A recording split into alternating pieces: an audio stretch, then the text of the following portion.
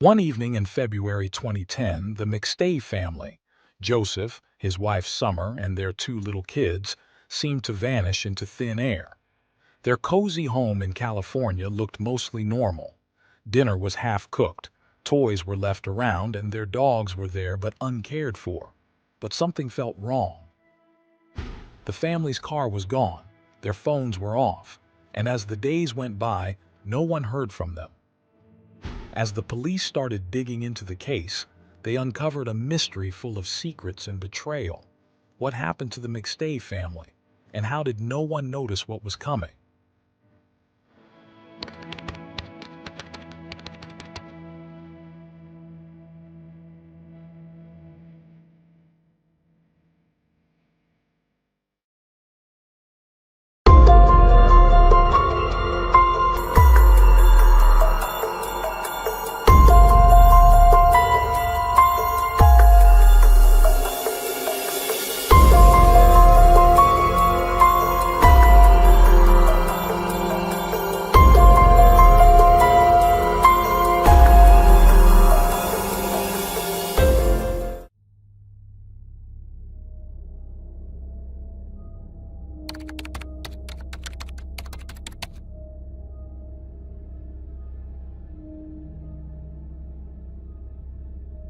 Joseph, Summer, Gianni, and Joseph Jr. were a joyful family, living in a lovely new home in Fallbrook, California.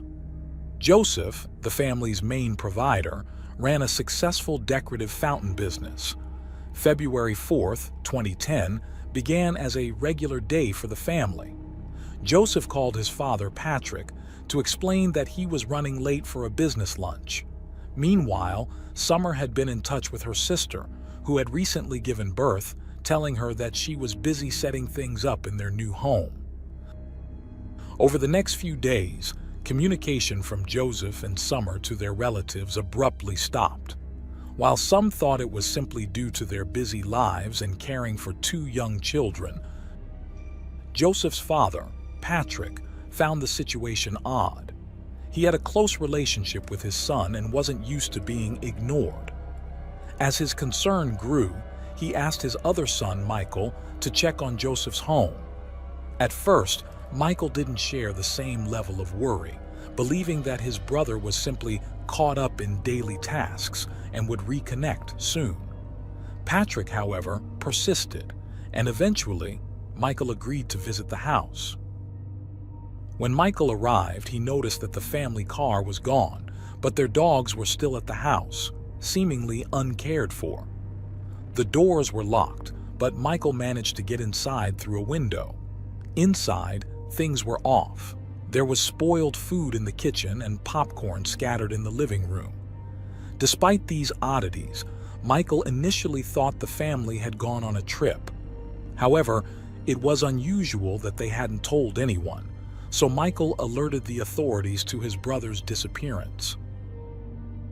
The police found no sign of forced entry or violence, though it seemed the family had left in a hurry. By February 8th, the family's car was discovered abandoned near the border crossing between the U.S. and Mexico.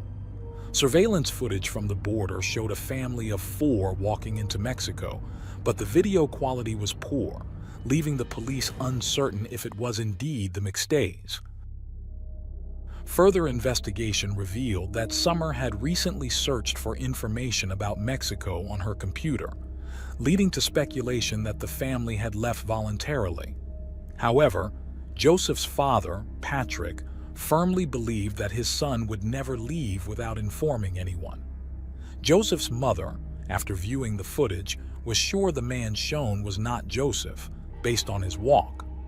Michael and Susan took over Joseph's business, while Patrick felt increasingly left out, especially as he was estranged from Susan and had little contact with Michael. Months passed with no solid leads, and the case was handed over to the FBI by April 2010. Unfortunately, the authorities still considered the family's disappearance a voluntary departure, resulting in a lack of exhaustive efforts to find them. The absence of any clear evidence of a crime also prevented police from obtaining access to Joseph's financial records. For more than 3 years, the case remained cold until November 13, 2013, when a motorcyclist stumbled upon a horrific discovery while riding in the Mojave Desert. He found what appeared to be a child's skull and promptly notified the San Bernardino Sheriff's Department. Upon further investigation, authorities uncovered 2 shallow graves containing the remains of 4 people, 2 adults, and 2 children. Dental records confirmed that the remains belonged to Joseph, Summer, Gianni, and Joseph Jr. Alongside the remains, a 3-pound sledgehammer was found, identified as the murder weapon. Forensic examinations concluded that the family had died from blunt force trauma, likely having been tortured before their deaths. The autopsy revealed that young Joseph Jr. had suffered multiple severe blows to the head, while Joseph Sr. was found with an electrical cord wrapped around his neck. With this grim discovery, the case took a dark turn and was now considered a homicide. Investigators began reconstructing the family's final months by interviewing friends, family, and examining phone records and security footage. A key breakthrough came when security footage from a neighbor's camera revealed that the last person to meet with Joseph on February 4th was his business partner, Charles Chase Merritt.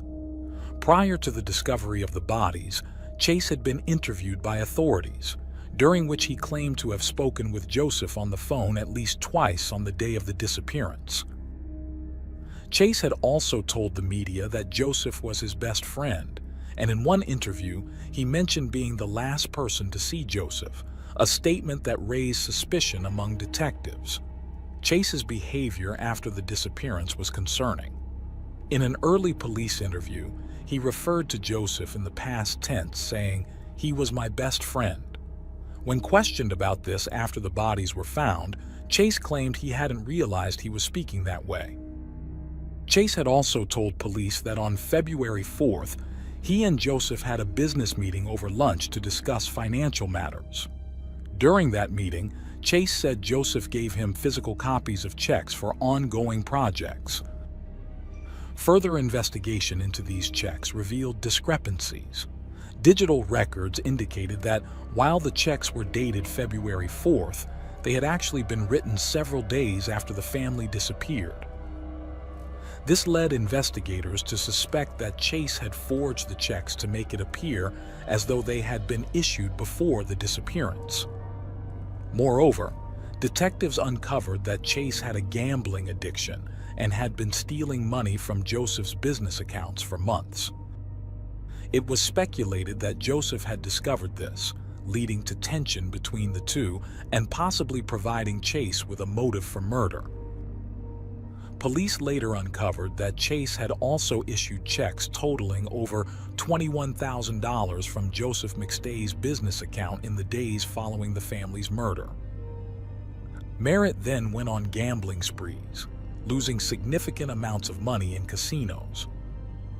A bank's customer service employees also revealed to investigators that someone claiming to be Joseph McStay had called to request the complete deletion of his account and all related information.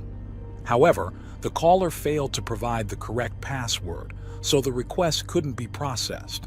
When authorities traced the call, they discovered it came not from Joseph's phone, but from Charles Merritt's. Further investigation revealed that on February 1st, Joseph had sent an email claiming that Chase owed him almost $43,000. Adding to this, cell phone data placed Merritt in the Mojave Desert 2 days after the McStay family disappeared.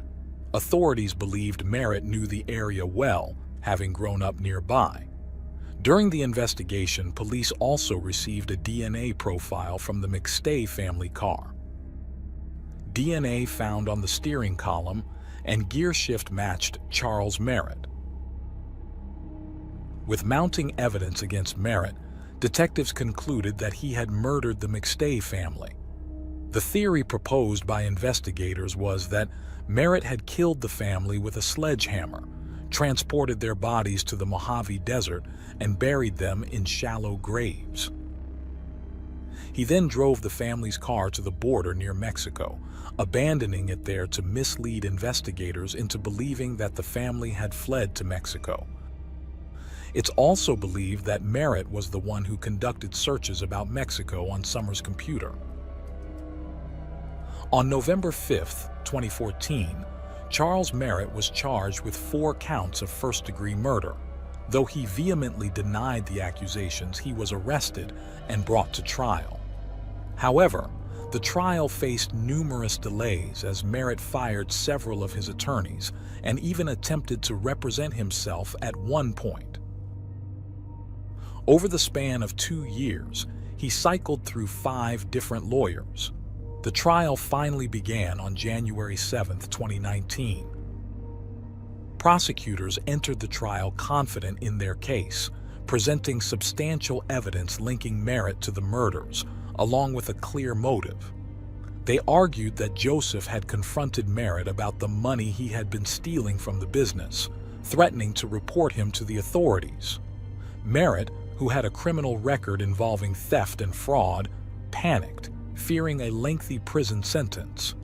As a result, prosecutors suggested he decided to kill Joseph and his entire family to silence them.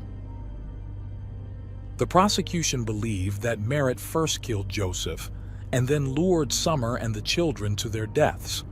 After murdering the family, Merritt hid the bodies for 2 days, during which time he accessed Joseph's bank account and issued the fraudulent checks. On February 6th, he allegedly transported the bodies to the desert, dug 2 shallow graves, and buried them along with the murder weapon. He later abandoned the family car near the border, though his DNA left inside the vehicle would become crucial evidence.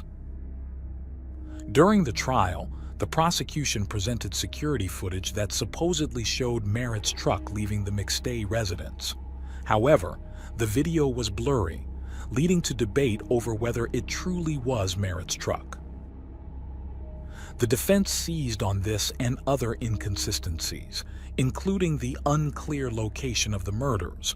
Prosecutors could not definitively say if the killings occurred in the family home or elsewhere, such as the desert. Merritt's defense team argued that he had an alibi.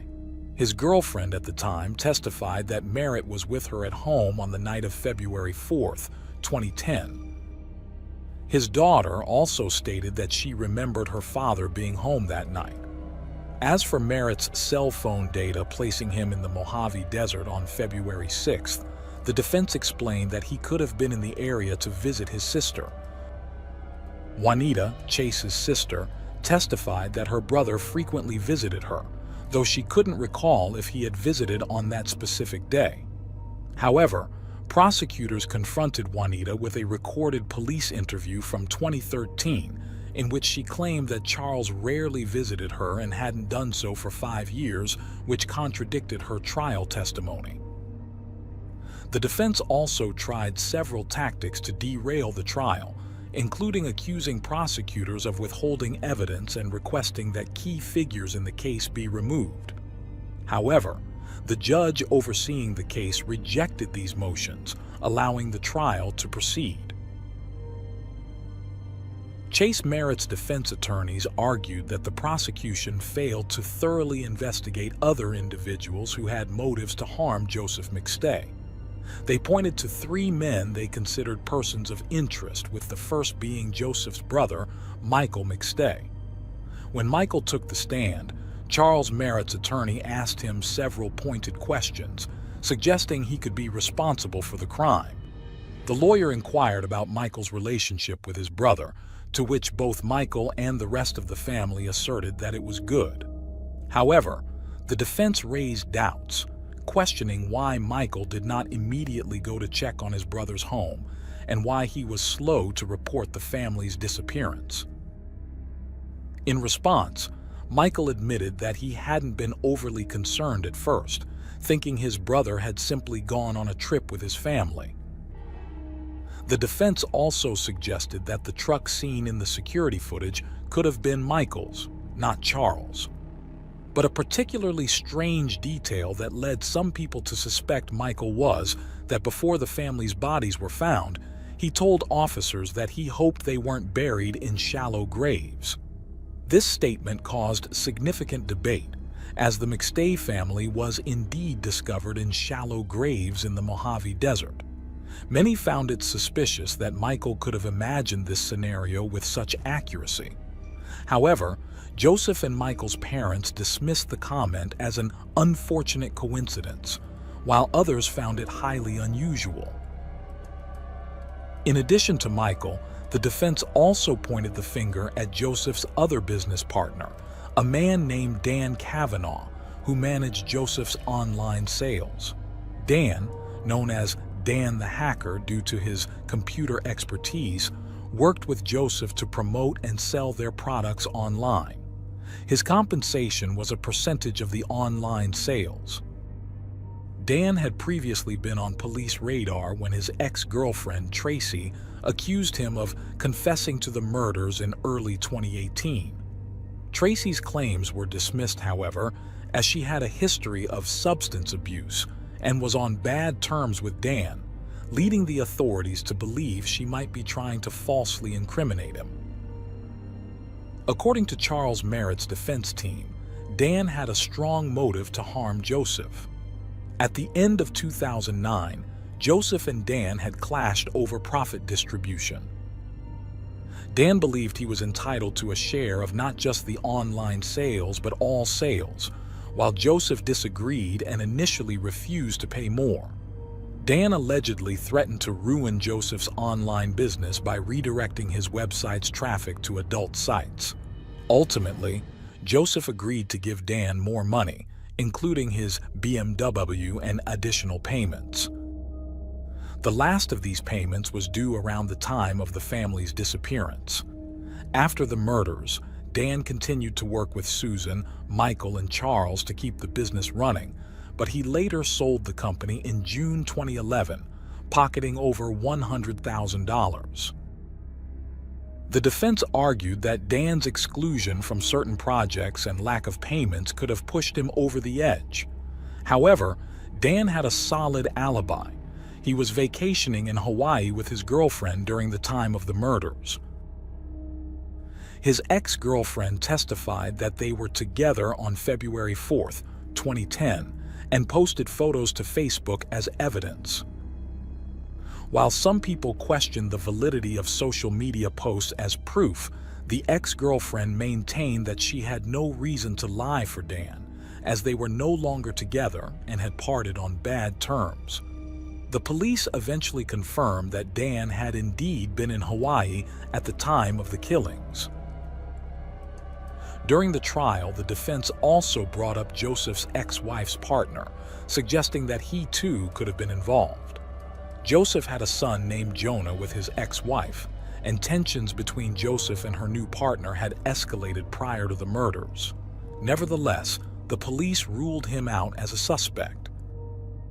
Despite the defense's efforts to shift attention away from Charles Merritt, by June 2019, the jury found Merritt guilty on 4 counts of first-degree murder. Before the sentencing hearing, the victims' families gave emotional statements. Patrick, Joseph's father, addressed Merritt, saying that Joseph had done so much to help him and his family, particularly when Merritt faced legal troubles in 2009. Susan, Joseph's mother, called Merritt a despicable monster who had brutally killed 2 innocent children, her grandchildren. She labeled him a coward and a baby killer. Summer's sister tearfully shared how their family would forever be scarred by the loss of their loved ones. Joseph's eldest son, Jonah, also spoke, recounting the devastating impact of losing his father, stepmother, and younger siblings when he was just 12 years old. After hearing these victim impact statements, Merritt asked to speak. Through tears, he insisted on his innocence, declaring that he did not commit the murders and did not deserve what was happening to him. "I didn't do it," he said. "With God as my witness, I will prove everyone wrong." He added that he loved Joseph and would never have hurt him or his family.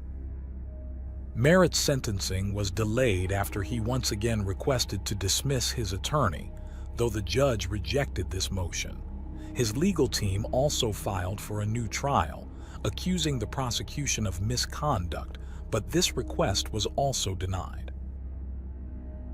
Finally, on January 21, 2020, after years of delays, the San Bernardino Superior Court sentenced Charles Merritt, then 62 years old, to death.